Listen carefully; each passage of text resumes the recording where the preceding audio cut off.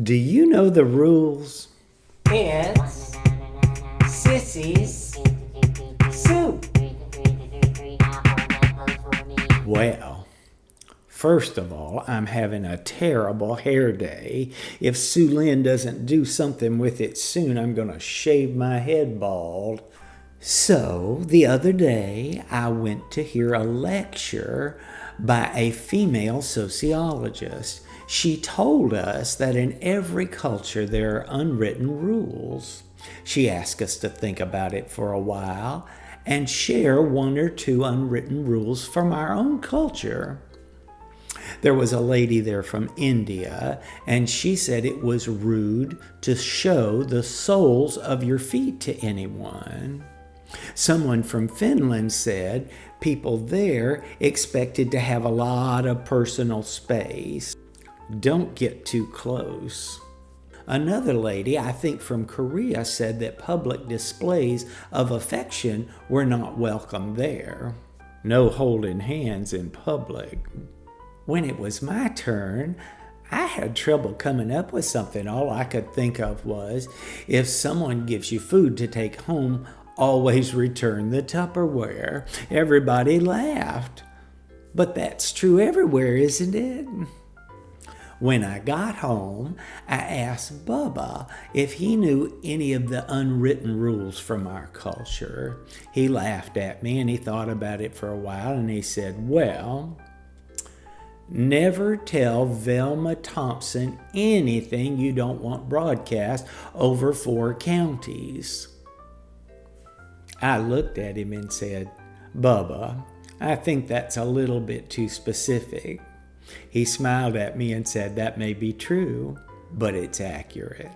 I could see he wasn't going to be much help, so I went to visit old Miss Knight, who lives down the street. I said, Miss Knight, can you think of any of the unwritten rules that we observe here in the South? She thought about it for a minute, and then she looked at me and she said, never whip anybody's child without their permission. I said, Miss Knight, most people today do not whip their children. She glared at me and she said, I know, and that's why the world is going to hell in a handbasket.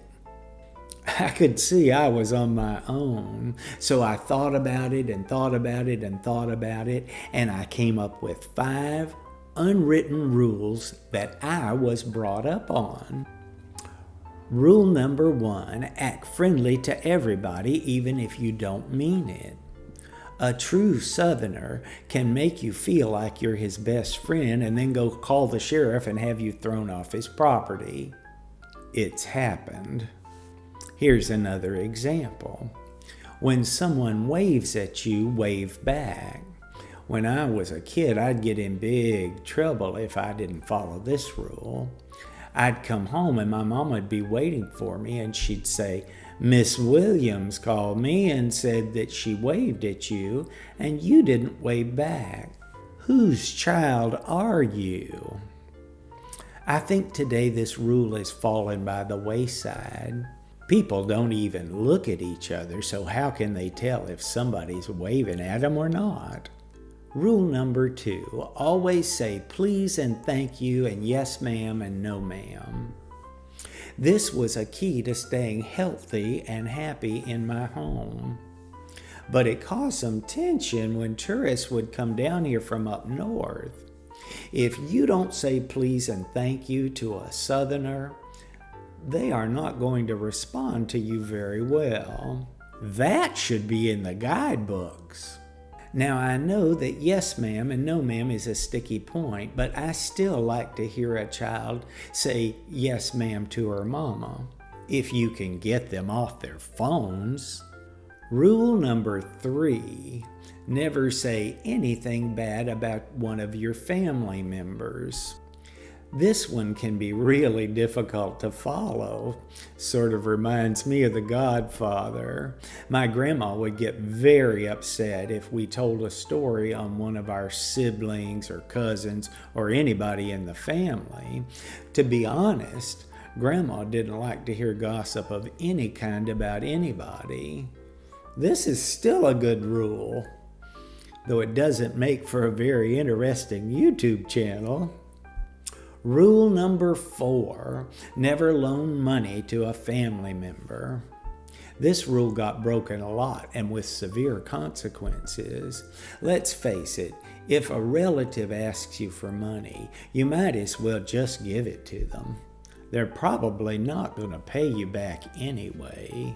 My 5th and final rule is, if somebody gives you food in a Tupperware container, return it to them ASAP. You're laughing now, aren't you? Well, here's a little story that'll tell you how important that is. Rita Mae Gooseby took some ambrosia salad in a Tupperware container over to Jesse Roberts' house after her father-in-law passed away. Jesse Roberts put the Tupperware in the bottom rack of the dishwasher and it melted. When she didn't even offer to replace it, Rita Mae was furious. Rita Mae has not spoken to Jesse Roberts for the past 35 years over Tupperware. Well, that's all the time I have today. Sammy and I are going shoe shopping. He says I need some Jimmy Choos. Isn't that cute? It's cute if I don't fall off my heels and break my neck. Well, bad as I hate to, I have to say, it's good to quit talking to you. Now go do something else. Go on. Bye-bye. Bye-bye.